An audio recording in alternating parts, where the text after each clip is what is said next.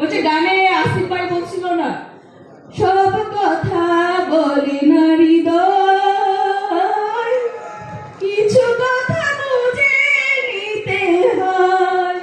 সঙ্গীত শিল্পী তো নয়, চেষ্টা কর। অনুরাগের সকল সাধারণ সদস্যবৃন্দ, আপনাদের সবাইকে আসসালামু আলাইকুম।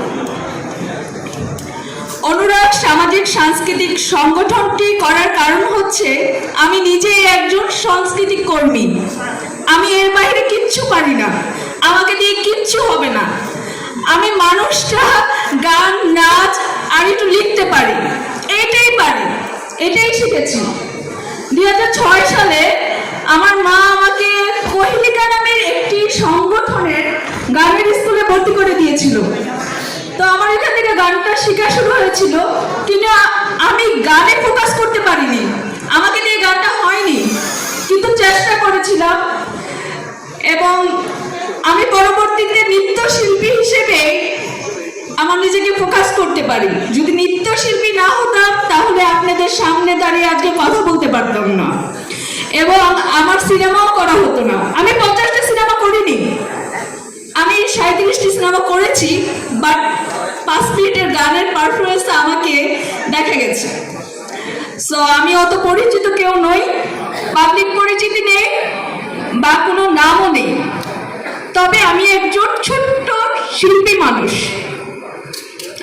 এই সংগঠনটি করতে গিয়ে অনেক উৎসাহিত যেমন হয়েছি, তেমনি নিরুৎসাহিত হয়েছি। তবে যারা বারবার আমাকে উৎসাহিত করেনি, আমাকে থামিয়ে দেওয়ার চেষ্টা করেছিল, এতে করে আমার জিতটা বেড়ে গিয়েছিল। তো আমাদের দেশে এখনো মেয়েরা কিছু করতে গেলে তাদেরকে টেনে হিস্ট্রে পিছন থেকে দাবিয়ে দেওয়ার চেষ্টা করা হয়। মেয়েরা যেন কিছু করতেই পারে না, মেয়েরা যাই করবে সেটাই বাঁকা চোখে দেখা হয়। সমাজ এখনো সেই আদি আমলে পড়ে আছে। মেয়েরা চাইলে ভালো কিছু করতে পারে। সো কথা বলতে গেলে তো অনেক কথা বলতে হয়, আমি আসলে বক্তা তো নই, আমি অত কথা বলতে পারবো না। কিন্তু আরেকটু ছোট কথা বলি, আমাদের এখানে আমার সম্মানিত উপদেষ্টা আছে শামীম মাহমুদ, অনুরাগ নামটি আমার ওনার জন্যই রাখা। আমি দ্বিধাদ্বন্দ্বে ছিলাম, জানি নামটি রাখবো কিনা। ফেসবুকে স্ট্যাটাস দিয়েছি, উনি আমাকে বলেছে নামটি রাখো। সম্মানিত উপদেষ্টা, আপনার জন্য নামটি রেখেছি, বাট সবাই খুব পছন্দ করেছে। সো অনুরাগটা থাকবে, সবাই খুব ভালো থাকবেন, আমার জন্য, আমার পরিবারের জন্য দোয়া করবেন। আর অনুরাগ সামাজিক সাংস্কৃতিক সংগঠনের সাথে যুক্ত সব মানুষগুলোর জন্য দোয়া করবেন, কারণ সবাই ভালো থাকতে হবে, না ভালো থাকলে তো আমাদের সংগঠনে থাকবে না।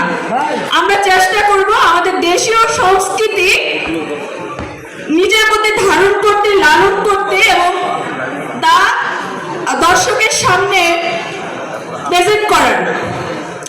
সততা এবং স্বচ্ছতার সাথে অনুরাগ সামাজিক সাংস্কৃতিক সংগঠন সামাজিক কাজেও যেমন অবদান রাখবে, তেমনি সাংস্কৃতিক অঙ্গনেও অবদান রাখবে ইনশাআল্লাহ। সবার সহযোগিতা কামনা করছি। কথা বললে তো অনেক কথা বলতে হয়, সবাই খুব বোরিং হয়ে গেছে, রেগেও আছেন আমার উপর। অনুষ্ঠান শুরু করতে অনেক দেরি হয়েছে, তো এরপর আমরা সবাই নাচ গান নিয়ে চলে যাব।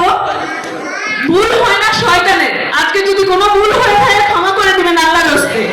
আর আমি অনেক সময় আমার সিনিয়রদের সাথেও রাগ করে কথা বলেছি, যেটাই বলেছি অনুরাগ সামাজিক সংগঠনের ভালোর জন্য বলেছি।